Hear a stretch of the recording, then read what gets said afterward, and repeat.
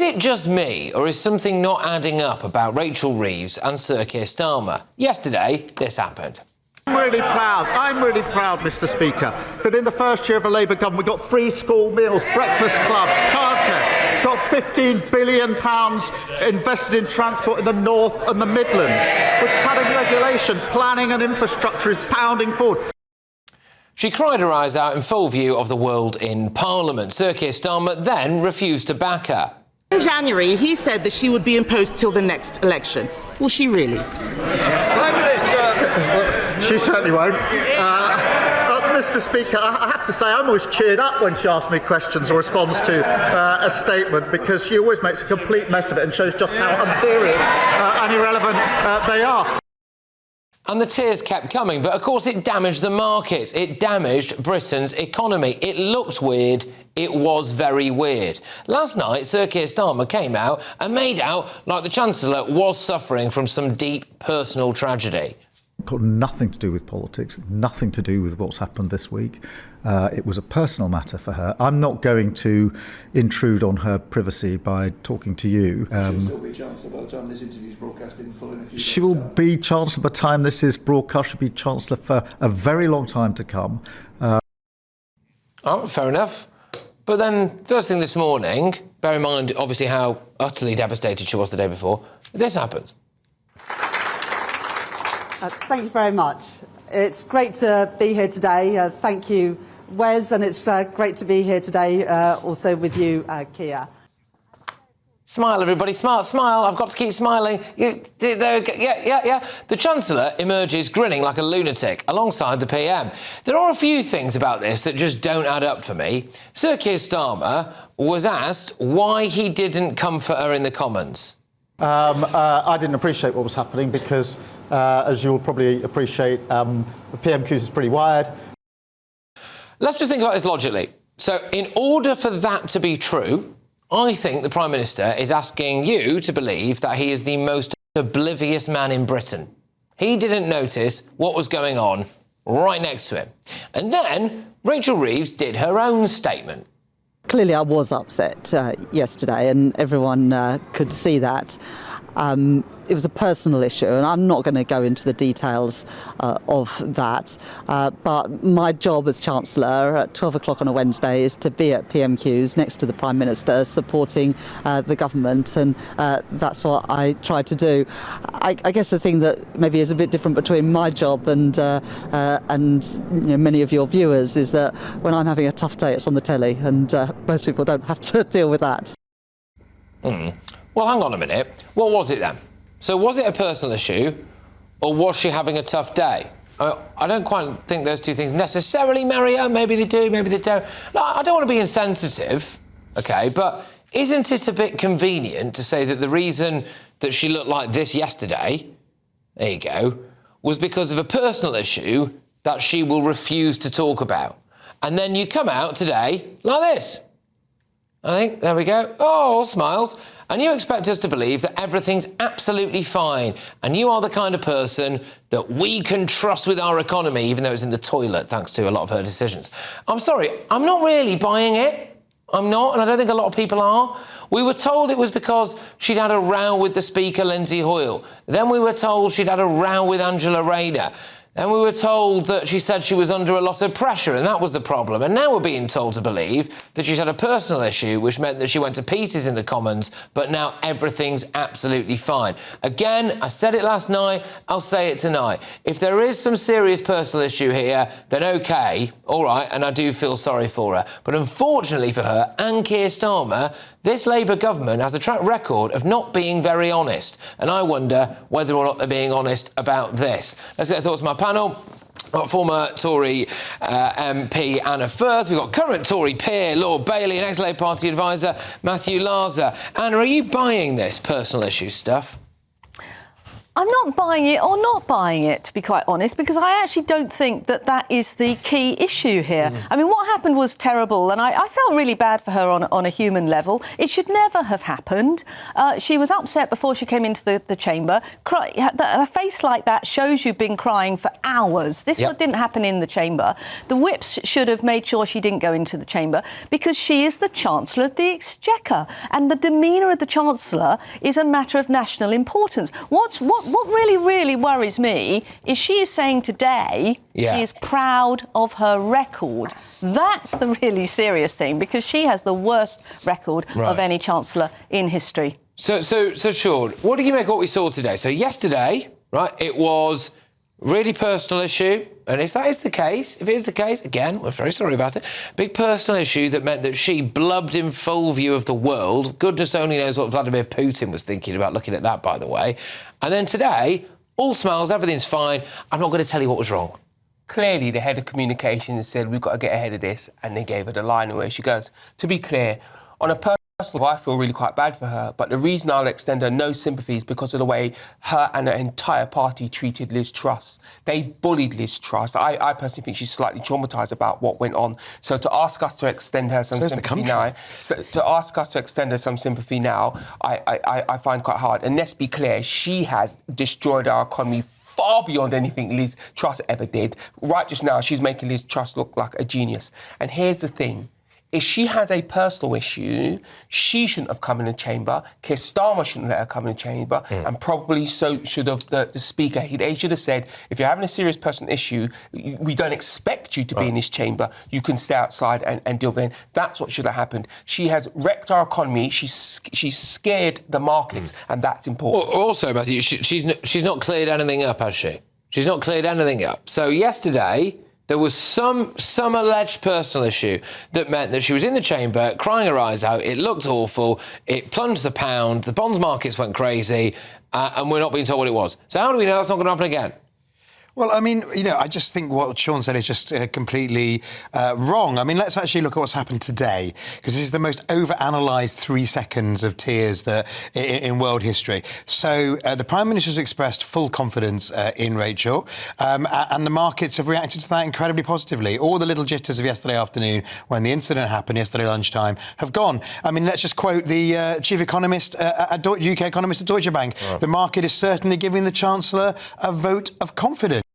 So, Rachel Reeves will remain Chancellor until the next election, as far as I can see. She may well remain Chancellor, because what happens now, first and foremost, right, anybody watching this who's a manager would think, well, if that was a member of my staff, I would have done something to support them. That's where Keir Starmer should be. It's a HR issue now. And let's be clear, if Keir Starmer sacks her, it would look horrific, because if she's had a bad day, it's because he U-turned. She's 57 billion behind where she wanted to be, largely because of decisions he's made. Of course she had a bad day. So, well, go on. The other aspect to this, Anna, of course, we were focusing a bit on Rachel Reeves there, but Sir Keir Starmer standing up there and he's peddling the line that he had no idea that it was going on next to him. I get that there's cut and thrust at PMQs. With the best will in the world, if one of you started crying now, I'd notice. I would notice. We would all notice. Well, actually, I can't... seriously, Patrick, I can't actually see Anna's face from the angle I'm seeing it. Yeah, absolutely. But look, it's, I think the idea that she was necessarily going to see what was going... She wasn't,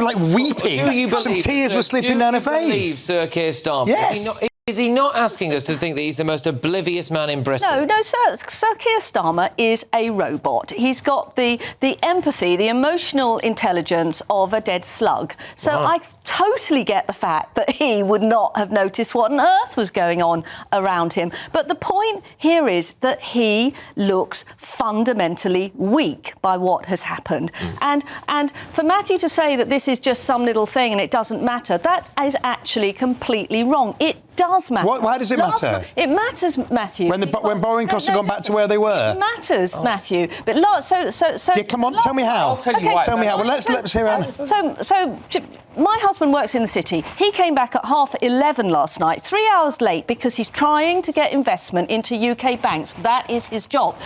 Last night, all his clients are ringing, saying, should I now be selling? Because are we now looking at a situation where Keir Starmer is not going to last? Because the story always begins with the Chancellor. When the Chancellor goes, as we saw with Kwasi, as we've seen in the past with Rishi, we know how that story ends. That is why. Well, the city's pretty emphatic in what it says about Rachel today. Another quote from an economist in the city: the gilt market likes the ironclad commitment to the fiscal rules and Chancellor Reeves' strong track record. That leads me on to the next point. Hold on. Let's be clear. She has failed.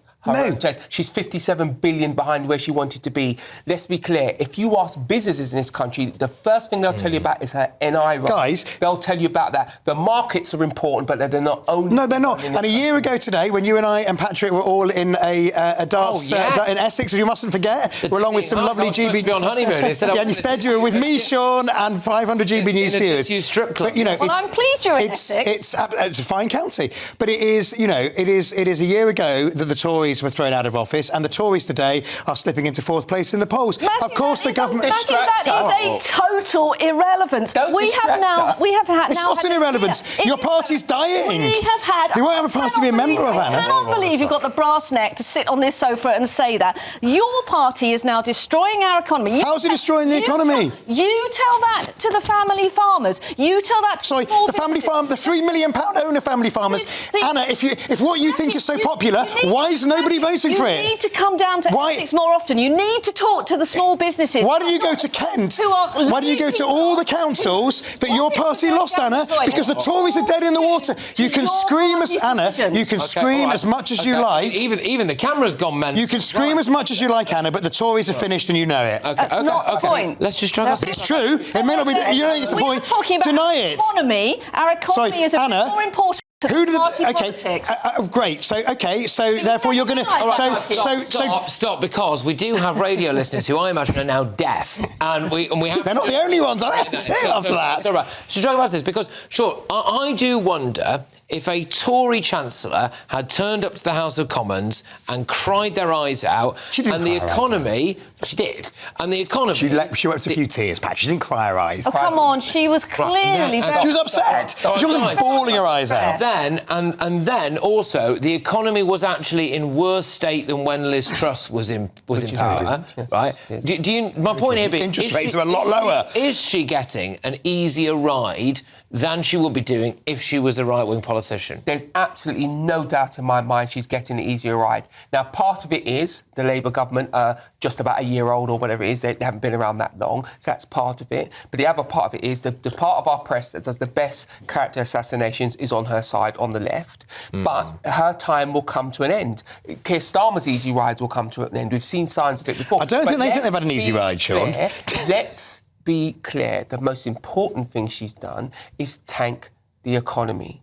Just one measure. Let's talk about one important... 4 interest rate cuts. When she changed NI, businesses in this country panicked, and they continued to panic. You saw the fluctuation in the market because they do believe at some point this Chancellor will continue the downward spiral. My Tory friends, you can talk it down. Anna, I'm talking. Unemployment is going up. Foreign direct investment is going down. OK, if I did... Thank you mentioned... Sorry, they've got 2 Tories here and 1 Labour person. I get it. So I want to put to you, Matthew, that you mentioned that a year ago we were in that... Absolutely, having fun. Was it Purfleet? Was that right? Yes. It was a cracking night, actually. Thanks for everyone who came. But we were there. Labour landslide, bang, walloping great majority, brilliant. If I'd have said to you almost a year to the day on, we'd be sitting here now talking about where Labour are in the polls, the Chancellor's just cried in the House of Commons, and there's slightly weird spectacle of Rachel Reeves turning up grinning like a lunatic at the NHS. Jessica, come on, be generous. You wouldn't have believed me, would you? It's not great. Look, has the government delivered all of my expectations of a year ago? No. If you'd asked me on that night, do I think it was going to be an easy year, particularly with the legacy after 15 years of failure that the government had? No, I don't think it was going to be all green grass and clover either. Are there things the government needs to do better? Of course there are. Yeah. But as we've seen quite clearly, what has stayed the same from last year is the Tories are irrelevant, and it's a battle between Labour and Reform for the future of Britain. Just because we're nearing the end of this segment, do you think that her crying in the Commons yesterday saved her job? I think there's something in that, and I think that isn't right either, because what happened yesterday should never happen. It was incredibly unprofessional and it was incredibly bad for this country. And we cannot have, we just can't have this level of childishness. I mean, I'm really sympathetic. I don't think tears are childishness, Anna. Because none of us know what the personal issue was. Let me say this, because that's very unpleasant. I'm really sympathetic to her being. Well, not if you're calling her childish. It was horrible. What is childish is is her being sent into the chamber and not being Should she not say a bit more about what the potential? No, because private things are private. Private things are private, except the way they behaved around other people in a similar position when it was their go to put the boot in was disgraceful.